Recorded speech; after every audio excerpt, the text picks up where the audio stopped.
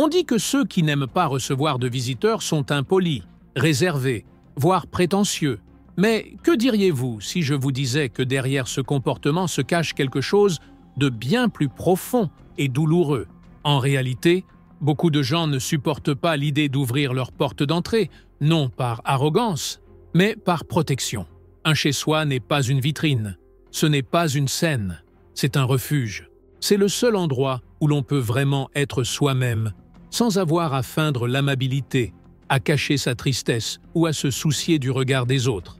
Et quand quelqu'un entre sans être le bienvenu, on a l'impression que ce refuge devient un lieu de jugement. Avez-vous déjà ressenti un malaise inexplicable à l'arrivée inattendue d'un visiteur? Ou avez-vous compté les minutes avant son départ, malgré vos efforts de politesse? Cela vous amène peut-être à vous demander « Y a-t-il quelque chose qui cloche chez moi ?» Et si, en réalité, ce malaise était la façon dont votre cœur vous disait qu'il était trop envahi? Certaines personnes préfèrent éviter les visiteurs, car elles ont appris, à force de souffrance, que tout le monde ne vient pas avec de bonnes intentions. Elles ont été critiquées, jugées ou exploitées chez elles.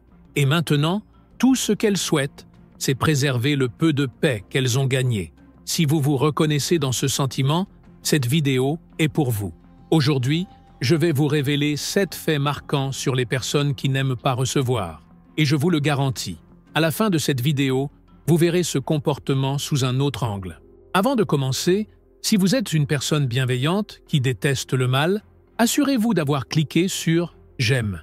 Si vous le souhaitez, commentez comme ceci. Que le Créateur nous libère de toute envie. Maintenant, j'ai besoin que vous prêtiez une attention particulière à cette histoire, car elle vous aidera à mieux comprendre le sujet d'aujourd'hui. Ce que vous allez entendre maintenant peut sembler simple à première vue, mais cela porte de profondes cicatrices que beaucoup de gens cachent derrière un sourire forcé et une porte verrouillée. Pedro a toujours été perçu comme une personne polie, calme, mais étrange, du moins, c'est ainsi que beaucoup de membres de sa famille le qualifiaient. Tandis que ses frères vivaient dans une maison pleine à craquer, avec des barbecues tous les week-ends, des rires tonitruants et des visites incessantes, Pedro était tout le contraire. Marié, sans enfant, il vivait dans un petit appartement avec sa femme, où tout était propre, calme et tranquille. Mais ce qui attirait vraiment l'attention, c'était qu'il n'accueillait jamais personne chez lui, ni famille, ni amis, ni voisins. Un jour, lors d'une réunion de famille, la sœur aînée a fait une blague, le genre de blague qui se présente sous le couvert d'une blague, mais qui fait mal comme un couteau. Pedro doit cacher quelque chose, non? Personne n'entre dans cet appartement. Il n'y habite peut-être même pas vraiment. Tout le monde rit. Pedro força un sourire. Mais intérieurement, son cœur se serra, comme toujours. Ce que personne ne savait, c'est que Pedro avait une raison bien précise de garder son foyer inviolable. Il avait grandi dans un foyer violent.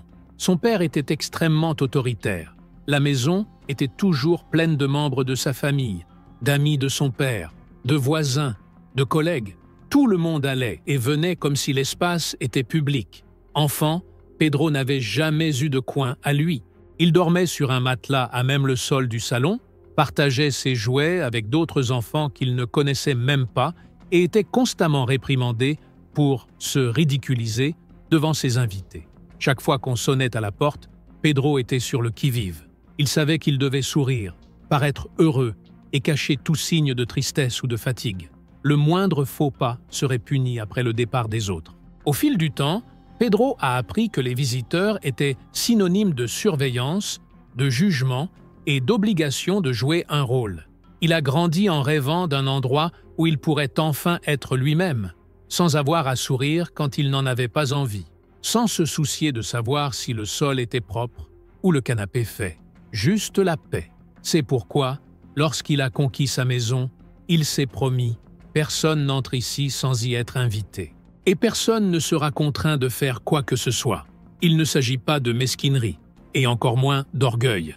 Pedro a simplement appris, à travers la douleur, que l'espace où nous vivons doit aussi être un espace où l'âme respire. Lorsque sa sœur s'est moquée de lui lors du déjeuner de famille, Pedro a pris une grande inspiration, a regardé son assiette et est resté silencieux. Il savait que toute explication serait inutile. Car il y a des choses que seuls ceux qui ont vécu peuvent comprendre. Aujourd'hui, à 42 ans, Pedro conserve une routine calme, un foyer paisible et accueille rarement seulement ceux qui respectent véritablement son espace et sa personnalité. Et même dans ce cas, seulement sur rendez-vous, avec soin et avec permission. Non pas qu'il ait quelque chose à cacher, mais parce qu'après avoir vécu si longtemps pour les autres, il a appris que protéger son propre espace est avant tout un acte d'amour-propre. Numéro 1. Ils ne prétendent pas être gentils chez eux. Certaines personnes sont nées avec le don d'être agréables en permanence, même lorsqu'elles ne se sentent pas bien. Mais celles qui n'aiment pas recevoir de visiteurs sont souvent tout le contraire. Elles ont du mal à maintenir une posture forcée, surtout chez elles. Elles ne supportent pas de se sentir obligées d'agir là où elles devraient être en paix. Vous connaissez ce sourire poli? Cette conversation interminable pour éviter de paraître impoli? Pour ceux qui cherchent constamment à préserver leur énergie, ce genre d'effort émotionnel devient épuisant, voire injuste. Le foyer est le seul endroit où l'on ne devrait pas avoir à faire semblant. Par conséquent, pour ces personnes, le simple fait d'ouvrir la porte à quelqu'un représente déjà le risque de devoir se couvrir d'un masque, celui du bonheur, de la bonne volonté, de l'intérêt. Et lorsque cela se répète, le foyer perd sa fonction d'abri et devient le théâtre des apparences. Elles préfèrent éviter les visiteurs précisément pour ne pas se forcer à feindre la joie, alors qu'au fond, elles ne désirent que le silence et le repos. Et voici une dure vérité. Personne ne devrait être obligé de sourire chez soi. Pour beaucoup, feindre la gentillesse est pire que d'être seul. C'est pourquoi ceux qui évitent les visiteurs ne sont ni froids ni impolis. Ils essaient simplement de préserver le peu de paix qu'ils ont réussi à construire. Numéro 2. Ils se sentent envahis par les regards et les jugements. Les personnes qui n'aiment pas recevoir d'invités voient souvent leur maison comme une extension d'elles-mêmes. Chaque objet, chaque recoin, chaque détail porte une histoire, une valeur personnelle. Et lorsque quelqu'un entre, même sans dire un mot, il porte en lui le poids du regard d'autrui. Cela peut paraître excessif pour les étrangers, mais pour ces personnes, la simple présence brise leur sentiment de sécurité. Avez-vous déjà remarqué comment certaines personnes entrent chez d'autres personnes et commencent à tout remarquer? La décoration, la propreté, l'organisation. Parfois, elles n'ont même pas besoin de dire un mot. Un regard prolongé, une remarque subtile, voire un sourire ironique suffisent à donner l'impression d'être évaluées. Et il n'est pas rare que des questions surgissent sous couvert de curiosité. Tu as toujours ce canapé? As-tu peint ce mur? Ce rideau est-il neuf? Pour ceux qui considèrent leur maison comme un refuge émotionnel, ce genre d'observation est ressenti comme une invasion de territoire. Ce qui était autrefois un espace intime et confortable devient soudain un décor exposé, une vitrine. Pire encore, même si le visiteur part dans l'heure, le malaise persiste pendant des jours. Par conséquent, ceux qui évitent les visiteurs ne sont généralement pas antisociaux. Ce sont simplement des personnes qui accordent plus d'importance à leur intimité que la plupart des autres, car il ne s'agit pas seulement de propreté ou de décoration. Il s'agit de protéger un espace où l'âme se sent enfin en sécurité. Avez-vous déjà vécu une expérience similaire? Avez-vous déjà eu l'impression que quelqu'un entrait chez vous et vous mettait mal à l'aise? Laissez un commentaire ci-dessous. J'aimerais beaucoup connaître votre expérience. Numéro 3. Ils ont besoin d'intimité émotionnelle. La solitude n'est pas toujours synonyme de tristesse. Et le silence n'est pas toujours synonyme de vide. Certaines personnes ont simplement besoin d'espace pour ressentir sans interruption, pour vivre leur moment sans avoir à s'expliquer. Ceux qui n'aiment pas recevoir de visiteurs sont souvent ceux qui ont appris à gérer leurs émotions en silence, sans public, sans conseils non sollicités et surtout sans la pression de paraître bien en permanence. Quand quelqu'un se présente chez vous, même avec de bonnes intentions, il apporte généralement avec lui des questions qui pèsent lourd. Est-ce que ça va vraiment? Tu es si silencieux. Est-ce qu'il s'est passé quelque chose? Parle-moi. Exprime-toi. Ces phrases peuvent être réconfortantes pour certains, mais pour d'autres, elles sont perçues comme une pression émotionnelle, parce que les gens n'ont pas toujours envie de parler. Ils n'ont pas toujours envie de se confier. Parfois, ils veulent juste ressentir, en paix. Pour ce type de personne, recevoir des visiteurs signifie souvent ouvrir un espace émotionnel qu'elle n'est pas prête à partager. Et cela peut être profondément inconfortable. C'est comme si, en ouvrant la porte de sa maison, elle devait aussi ouvrir celle de son âme. Et tout le monde n'est pas prêt ou disposé à le faire. Ainsi, l'isolement, pour ceux qui en ont besoin, n'est pas de la froideur, c'est de l'attention. C'est une façon de préserver ses émotions, de respecter son temps, de ne pas être obligé de s'expliquer. Ceux qui vivent ainsi comprennent que leur tranquillité vaut mieux que l'obligation de sauver les apparences. Numéro 4. Ils associent les visites à des expériences négatives du passé. Tous les malaises ne viennent pas du présent. Parfois, le simple coup de sonnette réveille des souvenirs enfouis, mais jamais guéris. Ceux qui n'aiment pas recevoir de visiteurs portent souvent en eux des souvenirs douloureux liés à ces moments. Et même s'ils ne s'en rendent pas compte immédiatement, leur corps le ressent. Une oppression thoracique, un malaise soudain, une envie de fuir. Pedro, par exemple, a appris très tôt que « visite » signifiait des critiques déguisées en opinions, des gens qui arrivaient le sourire aux lèvres, mais repartaient en répandant des ragots, qui commentaient sa tenue vestimentaire, la nourriture qu'on lui servait, le bruit dans la maison.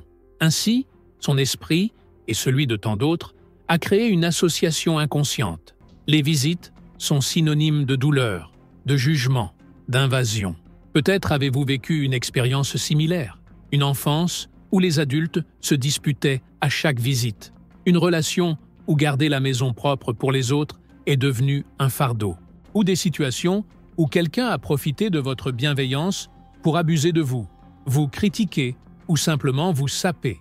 Ces expériences laissent des traces. C'est pourquoi vous les évitez aujourd'hui, non pas par haine, mais parce que vous ne voulez pas revivre ce qui vous a fait mal. L'inconfort n'est pas une mode, c'est une tentative de se protéger de quelque chose qui a été profondément douloureux. Et c'est normal. Chacun a ses limites, son temps, son espace. Quiconque pense cela n'a probablement jamais vu sa maison transformée en champ de bataille. Dites-moi, avez-vous déjà vécu une expérience similaire? Vous êtes-vous déjà senti envahi ou mal à l'aise avec un visiteur? Ce serait vraiment utile de partager cela dans les commentaires. Cela pourrait aider beaucoup de gens à comprendre qu'ils ne sont pas seuls.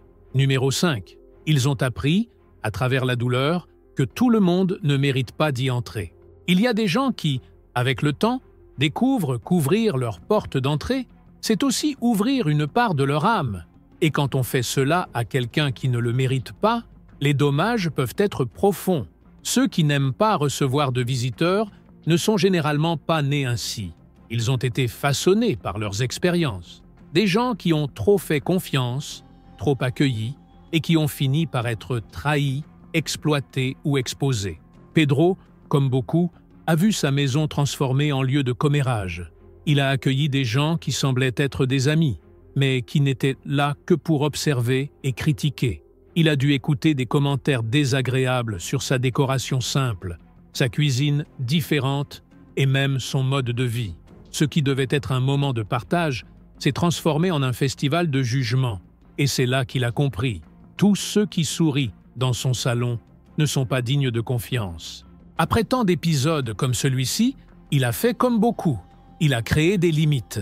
Et ces limites, pour d'autres, ressemblent à de la froideur, de l'arrogance ou de l'isolement. Mais ceux qui ont vécu ce qu'il a vécu savent que ces limites sont en réalité des murs protecteurs, car on ne peut pas ouvrir la porte de sa maison ou de sa vie à n'importe qui. Dans ce cas, détester les visiteurs relève d'un instinct de survie. C'est le signe que la personne a appris à filtrer, à sélectionner, à considérer son espace comme sacré. Après tout, un refuge n'est pas un endroit où tout le monde peut entrer.